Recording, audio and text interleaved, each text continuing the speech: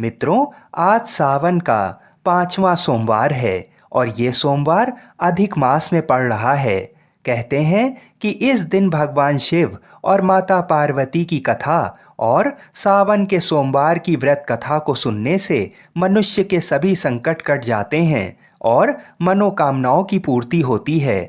तो आज मैं आपको सुना रहा हूँ भगवान शिव और माता पार्वती की बड़ी ही दुर्लभ कथा।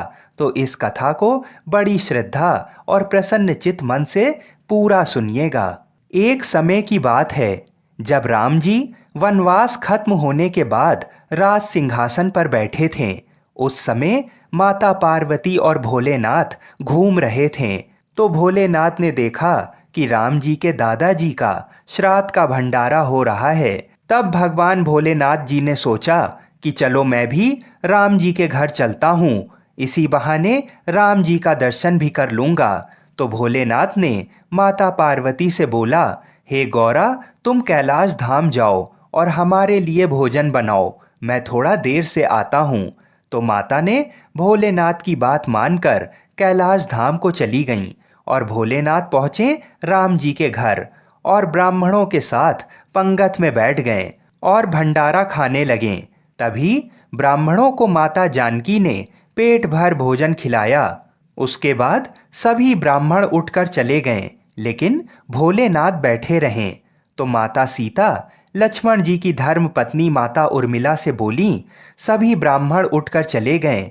तो माता उर्मिला बोली, सभी ब्राह्मण उठकर चले गए हैं, केवल एक ही बैठा है। तो माता जानकी जी बोली, अच्छा कोई बात नहीं, थोड़ा भूखा होगा, इसे और भोजन खिला दो। तब माता सीता और माता उर्मिला सभी सखियां भोलेनाथ को भर पेट खाना खिलाने लगीं। भोलेनाथ खाते गए, लेकिन भोलेनाथ की भूख ना शांत हुई और वे भोजन खाते ही गए। माता जानकी के रसोई का सारा सामान खत्म हो गया, लेकिन भोलेनाथ उठे नहीं। तो माता सीता जल लेकर भोलेनाथ के पास गईं और बोली, बाबा पानी पी लो। तब भोलेनाथ बोले कि जब आधा भोजन खा लूँगा तो पानी पी लूँगा। अब माता सीता सोचने लगीं कि लो, अभी तो आधा भी नहीं हुआ है। माता जानकी ने फिर से सामान मंगवाकर उन्हें भरपेट भोजन खिलाया, लेकिन भोलेनाथ रुकने का नाम ही नहीं ले रहे थे। इतनी देर में माता कैकेयी आ गईं और बोली, क्या हुआ बेटी, तुम लोग परेशान लग रही हो। तो जानकी माता बोली, माता सभी ब्राह्मण उठकर चले गए, केवल एक यही बचा है जो उठने का नाम ही नहीं ले रहा है, अब मैं क्या करूं। तो माता कैकेयी ने फिर से सामान मंगाया। इतने में भोलेनाथ ने आवाज़ लगाई, लेते आओ माता, बहुत जोर की भूख लगी है। तो माता जानकी जी बोली, बाबा अभी तो आटा सना है, थोड़ी पूड़ी पका लूं, फिर लेकर आती हूँ। तब भोलेनाथ जी बोले, आटा ही लेते आओ। अब तो भोलेनाथ ने सब आटा दाल चावल सभी को रसोई घर में जाने से पहले ही उसे ख़त्म कर दिया। माता सीता हार कर दौड़ी दौड़ी राम जी के पास गईं। तो राम जी बोले, क्या हुआ जानकी, इतनी परेशान क्यों हो। माता सीता बोली, सभी ब्राह्मण उठकर चले गए हैं, केवल एक ऐसा ब्राह्मण बैठा है जो सब भंडार को खाली करे दे रहा है। राशन मंगवा कर लाओ तो रसोई में जाने से पहले ही बोरियों को ही खत्म कर देता है।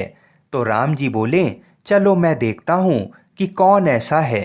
राम जी गए तो देखते ही पहचान गए कि ये तो मेरे भोलेनाथ हैं। राम जी ने मन ही मन भोलेनाथ को प्रणाम किया और बोला, जानकी इनको कोई नहीं खिला सकता, इनको तो अन्नपूर्णा ही खिला सकती हैं। और राम जी ने मन ही मन माता पार्वती जी को बुलाया। तब माता पार्वती जी प्रकट होकर बोली, क्या हुआ श्री राम जी, आपने मुझे क्यों याद किया। तो राम जी बोले, माता ये बाबा तो उठने का नाम ही नहीं ले रहे हैं, जरा देखिए तो। माता पार्वती जी बोली कि इन्होंने तो कहा था कि पार्वती तुम कैलाश पर खाना बनाओ, दोनों साथ में खाएंगे, और स्वामी स्वयं यहाँ पे खा रहे हैं। तो माता पार्वती जी बोली, मैं देखती हूँ, रुको। और माता ने एक लड्डू भोलेनाथ जी की थाली में रख दिया। भोलेनाथ उस लड्डू को खाने लगे। अब तो भोलेनाथ खाते गए, लेकिन लड्डू खत्म हो ही नहीं रहा था। भोलेनाथ ने सोचा, ये लड्डू खत्म क्यों नहीं हो रहा है, और ये तो जाना पहचाना लड्डू लग रहा है। भोलेनाथ जी ने सोचा कि ये कौन सा लड्डू माता सीता उन्हें खिला रही हैं। तब उन्होंने नजर उठाकर माता सीता को देखना चाहा। तब सामने माथे पर लाल बिंदी लगाए स्वयं अन्नपूर्णा माता पार्वती खड़ी थीं। माता बोली, और कितने लड्डू रख दूं? माता पार्वती को देखते ही भोलेनाथ बोले, बस हो गया, और मेरा पेट भी भर गया है। भोलेनाथ उठ गए और सीताराम जी ने भोलेनाथ और माता पार्वती जी का बहुत बहुत आदर सत्कार किया।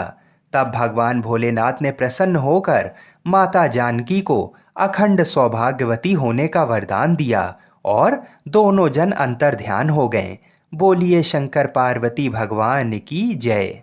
आइए अब मनोकामनाओं को पूरी करने वाली दूसरी कथा को सुनते हैं। नारद जी ने एक बार भोलेनाथ जी की स्तुति करके पूछा, प्रभु, आपको प्रसन्न करने के लिए सबसे उत्तम और सुलभ साधन क्या है? हे त्रिलोकीनाथ, आप तो निर्विकार और निष्काम हैं। आप सहज ही प्रसन्न हो जाते हैं। फिर भी मेरे जानने की इच्छा है कि आपको क्या प्रिय है। तब शिव जी बोले, नारद जी, वैसे तो मुझे भक्त के भाव सबसे प्रिय हैं, फिर भी आपने पूछा है तो मैं बताता हूँ। मुझे जल के साथ साथ बिल्व पत्र बहुत प्रिय है। जो अखंड बिल्व पत्र मुझे श्रद्धा से अर्पित करते हैं, मैं उन्हें अपने लोक में स्थान देता हूँ। नारद जी भगवान शंकर और माता पार्वती की वंदना कर अपने लोक को चले गए। उनके जाने के पश्चात पार्वती जी ने शिव जी से पूछा, हे प्रभु, मेरी ये जानने की बड़ी तीव्र इच्छा हो रही है कि आपको बेलपत्र इतना प्रिय क्यों है। कृपा करके मेरी जिज्ञासा को शांत करिए। तब शिव जी बोले, हे शिवे, बिल्व के पत्ते मेरी जटा के समान हैं। उसका त्रिपत्र यानी 3 पत्ते ऋग्वेद, यजुर्वेद और सामवेद हैं। शाखाएं समस्त शास्त्र का स्वरूप हैं। बिल्व वृक्ष को आप पृथ्वी का कल्प वृक्ष समझें, जो ब्रह्मा विष्णु शिव स्वरूप हैं। हे पार्वती, स्वयं महालक्ष्मी ने शैल पर्वत पर बिल्व वृक्ष रूप में जन्म लिया था। इस कारण भी बेल का वृक्ष मेरे लिए अति प्रिय है। महालक्ष्मी ने बिल्व का रूप धरा, ये सुनकर पार्वती जी कौतूहल में पड़ गईं। पार्वती जी कौतूहल से उपजी जिज्ञासा को रोक ना पाईं। उन्होंने पूछा, देवी लक्ष्मी ने आखिर बिल्व वृक्ष का रूप क्यों लिया? आप ये कथा विस्तार से कहें। भोलेनाथ ने देवी पार्वती को कथा सुनाना शुरू किया। हे देवी, सतयुग में ज्योति रूप में मेरे अंश का रामेश्वर लिंग था।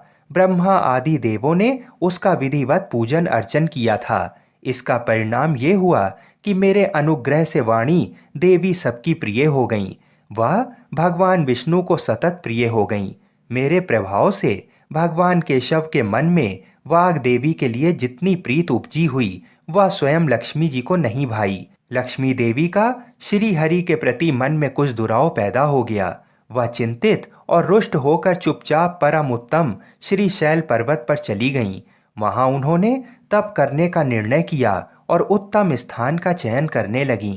महालक्ष्मी ने उत्तम स्थान का निश्चय करके मेरे लिंग विग्रह की उग्र तपस्या प्रारंभ कर दी। उनकी तपस्या कठोरतम होती जा रही थी।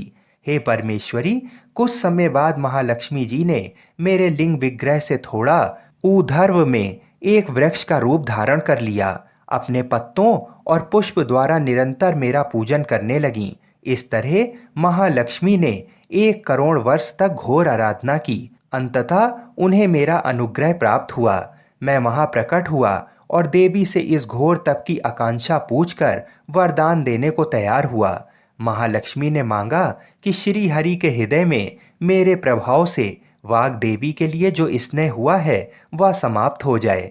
शिव जी बोले, मैंने महालक्ष्मी को समझाया कि श्री हरि के हृदय में आपके अतिरिक्त किसी और के लिए कोई प्रेम नहीं है।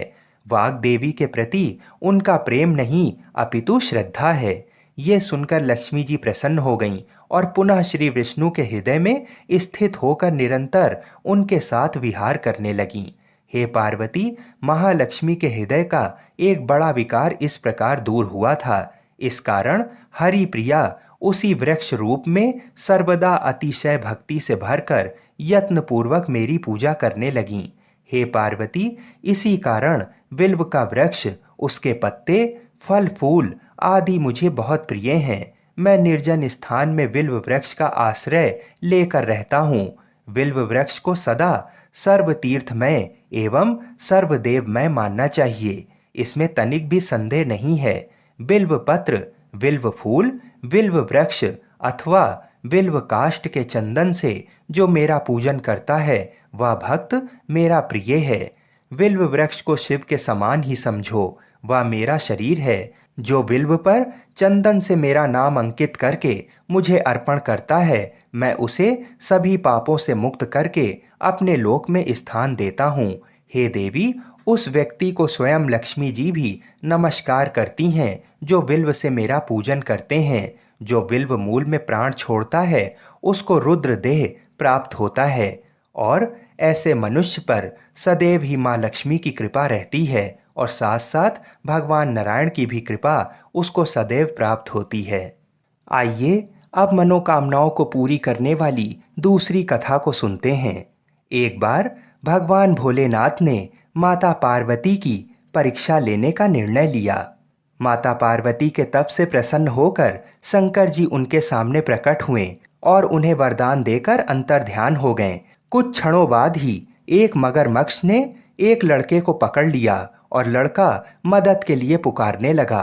बच्चे की आवाज सुनकर पार्वती जी नदी के किनारे पहुंची और उनका मन द्रवित हो गया। इस बीच लड़के ने माता पार्वती को देखकर कहा कि मेरी ना माँ है, ना बाप, ना कोई मित्र ही है। माता, आप ही मेरी रक्षा करें। इस पर पार्वती जी ने मगरमच्छ से कहा कि ग्रह, इस लड़के को छोड़ दे। इस पर मगरमच्छ ने कहा कि दिन के छठे पहर जो मुझे मिलता है उसे आहार बनाना मेरा नियम है।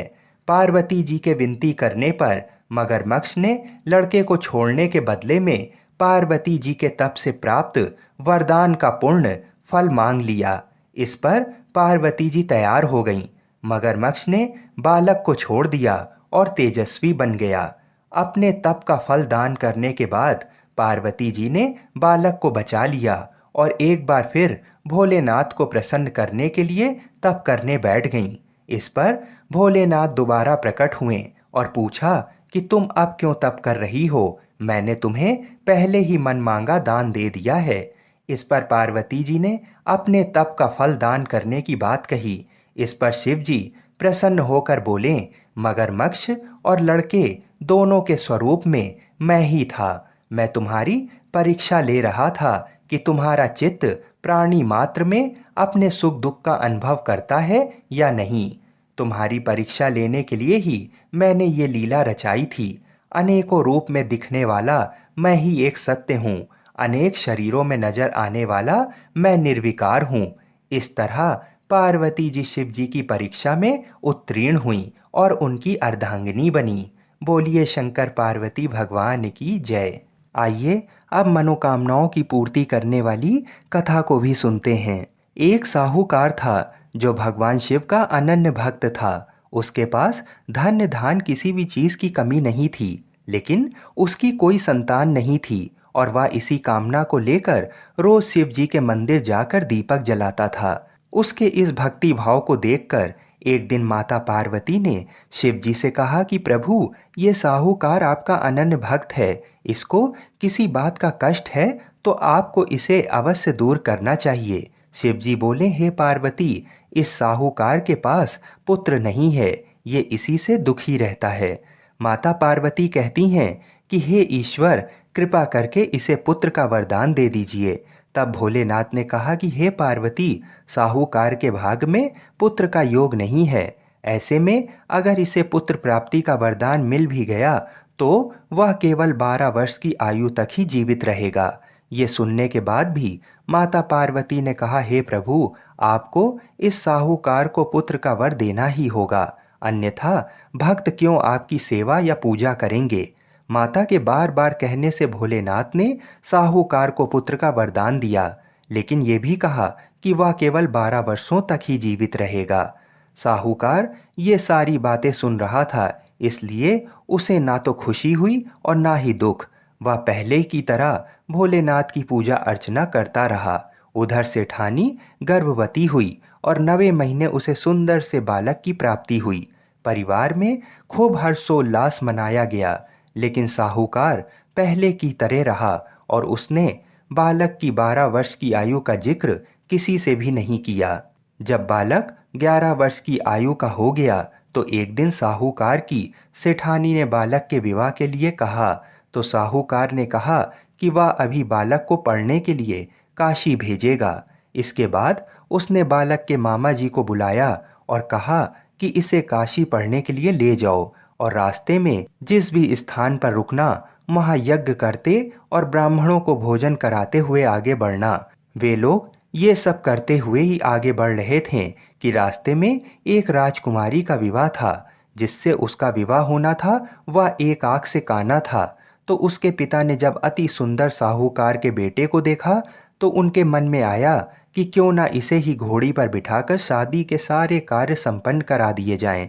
तो उन्होंने मामा से बात की और कहा कि इसके बदले में वह अथाह धन देंगे।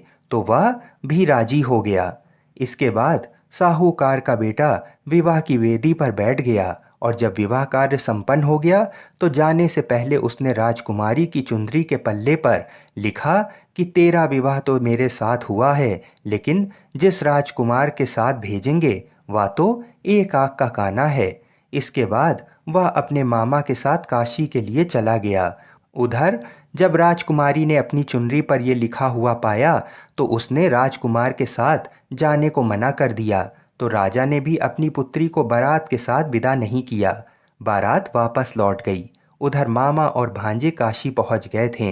एक दिन जब मामा ने यज्ञ रचा रखा था और भांजा बहुत देर तक बाहर नहीं आया तो मामा ने अंदर जाकर देखा तो भांजे के प्राण निकल चुके थे। वह बहुत परेशान हुए, लेकिन सोचा कि अभी रोना पीटना मचाया तो ब्राह्मण चले जाएंगे और यज्ञ का कार्य अधूरा रह जाएगा। जब यज्ञ संपन्न हुआ तो मामा ने रोना पीटना शुरू किया। उसी समय शिव पार्वती उधर से जा रहे थे तो माता पार्वती ने शिव जी से पूछा कि हे प्रभु, ये कौन रो रहा है। तभी उन्हें पता चलता है कि ये तो भोलेनाथ के आशीर्वाद से जन्मा साहूकार का पुत्र है। तब माता पार्वती कहती हैं कि हे स्वामी, इसे जीवित कर दें, अन्यथा रोते रोते इसके माता पिता के प्राण निकल जाएंगे। तब भोलेनाथ ने कहा कि हे पार्वती, इसकी आयु इतनी ही थी, सो वह भोग चुका। लेकिन माँ के बार बार आग्रह करने पर भोलेनाथ ने उसे जीवित कर दिया। लड़का ओम नमः शिवाय कहते हुए जी उठा और मामा भांजे दोनों ने ईश्वर को धन्यवाद दिया और अपनी नगरी को ओर लौट गए। रास्ते में वही नगर पड़ा और राजकुमारी ने उन्हें पहचान लिया। तब राजा ने राजकुमारी को साहूकार के बेटे के साथ बहुत सारा धन्य धान दे के विदा किया। उधर साहूकार और उसकी पत्नी छत पर बैठे थे। उन्होंने ये प्रण कर रखा था कि यदि उनका पुत्र सकुशल ना लौटा तो वह छत से कूदकर अपने प्राण त्याग देंगे। तभी लड़के के मामा ने आकर साहूकार के बेटे और बहू के आने का समाचार सुनाया, लेकिन वे नहीं माने। तो मामा ने शपथ पूर्वक कहा। तब तो दोनों को विश्वास हो ही गया और दोनों ने अपने बेटे बहू का स्वागत किया। उसी रात साहूकार को स्वप्न में शिव जी ने दर्शन दिया और कहा कि तुम्हारे पूजन से मैं प्रसन्न हुआ। इसी प्रकार जो भी व्यक्ति इस कथा को पढ़ेगा या सुनेगा उसके समस्त दुख दूर हो जाएंगे और मनोवांछित सभी मनोकामनाओं की पूर्ति होगी। बोलिए श्री शंकर पार्वती भगवान की जय। बोलिए श्री राधा कृष्ण भगवान की जय। बोलिए श्री तुलसी शालिग्राम जी की जय। हर हर महादेव। एक बार की बात है, जब श्री राधा जी पृथ्वी लोक पर चलने लगीं तो गोलोक के श्री राधा जी के लीला पक्षी श्री सुखदेव जी ने भी साथ चलने को कहा। तो वहीं राधा जी की आज्ञा से भगवान की अमर कथा रूपी भागवत कथा के प्रचार करने के लिए गोलोक के लीला पक्षी श्री सुखदेव जी एक सुग्गी के गर्भ के अंडे के रूप में प्रकट होकर अमरनाथ में प्रकट हुए थे। वह अंडा हवा के झकोरों के कारण फूट गया था तथा अमरनाथ में फूटा हुआ पड़ा था। इधर एक बार श्री नारद जी घूमते घूमते कैलाश पर्वत पर पहुंचे तो श्री पार्वती जी ने नारद को सत्कार करने के बाद पूछा कि नारद जी, आप कहाँ से आ रहे हैं? तो नारद जी ने कहा कि मैं हर जगह घूमते हुए आ रहा हूँ, परंतु अब घूमना कम कर दिया है क्योंकि लोगों पर विश्वास नहीं है। इसका कारण लोगों में प्रेम एक दूसरे के प्रति नहीं है, केवल दिखावे का प्रेम है, वस्तुतः नहीं है। तब पार्वती जी ने कहा, हे नारद जी, लेकिन हमारे पति भूत भावन शंकर जी में तो बहुत प्रेम है, यानी श्री शंकर जी हमसे बहुत प्रेम करते हैं।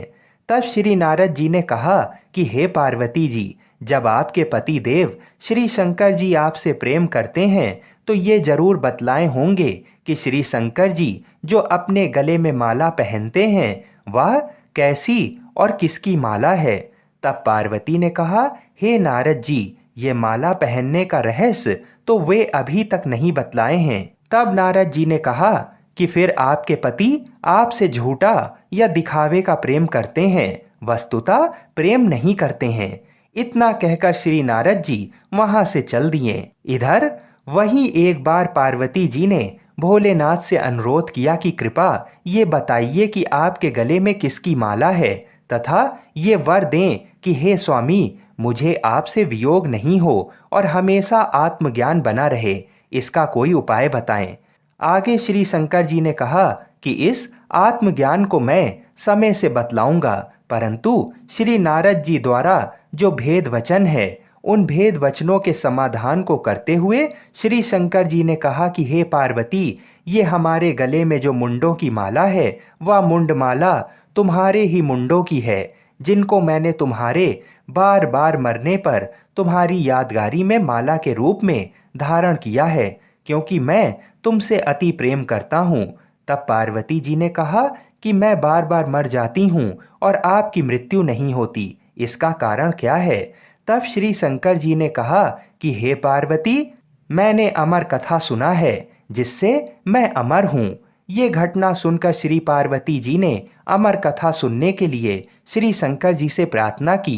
तब शंकर जी ने कहा, हे पार्वती, इस समय मैं तुम में अमर कथा सुनने का पूर्ण लक्षण नहीं देख रहा हूँ, फिर भी तुम्हारे आग्रह करने के कारण मैं अवश्य कथा सुनाऊंगा, यानी आज आपको अति गोपनीय कथा सुना रहा हूँ जिसको सुनकर तुम भी अमर हो सकती हो। इसलिए आप जरा बाहर देख कर आइए कि कहीं कोई और तो नहीं है।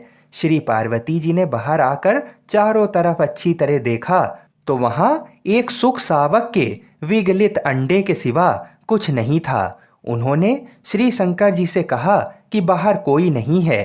तब बीच बीच में पार्वती जी कथा सुनने के दौरान हुंकारे भरती थीं।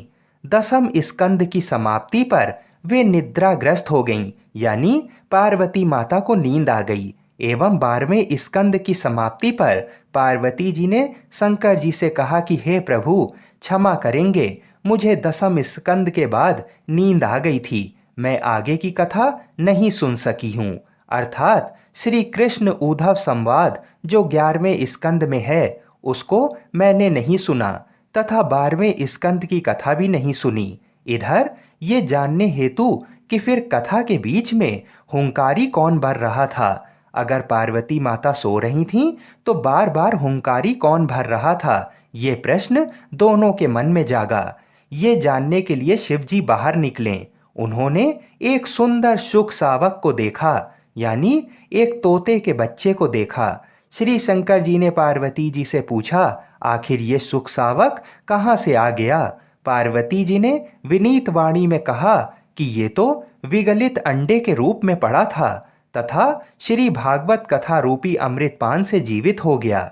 इस प्रकार अमर कथा की गोपनीयता भंग होने से शंकर जी सुख सावक को पकड़ने के लिए झपटे। सुख सावक उड़ गया और उड़ते उड़ते भय से श्री बद्रिक आश्रम के निकट स्थित व्यास आश्रम पर श्री व्यास जी की पत्नी पिंगला के मुख में प्रवेश कर गया। फिर शंकर जी ने श्री व्यास जी द्वारा सांत्वना प्राप्त कर वापस अपने आश्रम पर लौट गए। इधर श्री सुखदेव जी 16 वर्षों तक पिंगला के गर्भ में रहे। अंतोतगत्वा श्री व्यास जी के अनुरोध करने पर सुखदेव जी ने अपना भय बताना प्रारंभ किया। उन्होंने गर्भ के भीतर से कहा कि कि उन्हें बाहर आने पर माया से ग्रसित होने का भय है। यदि भगवान श्री कृष्ण द्वारा माया से ग्रसित नहीं होने का आश्वासन मिले तब वे बाहर आएंगे। व्यास जी के अनुरोध से भगवान श्री कृष्ण जी ने सुखदेव जी को माया से ग्रसित नहीं होने का आश्वासन दिया। तब सुखदेव जी गर्भ से बाहर आए और जन्म लेते ही जंगल में तपस्या करने चल पड़े तथा पुनः सुखदेव जी, जो अपने पिता व्यास जी के बुलाने पर भी नहीं आए, लेकिन व्यास जी के ब्रह्मचारी शिष्य द्वारा गाए जाते हुए श्री भागवत जी के मंत्रों से अपनी समाधि को तोड़ दिया। इस श्लोक को पूरा पूरा सुनकर श्री सुखदेव जी ने समाधि तोड़ दी तथा श्लोक को सुनकर उन श्री व्यास जी के शिष्यों के पीछे पीछे चल दिए। इस घटना का मुख्य कारण भागवत कथा ही है।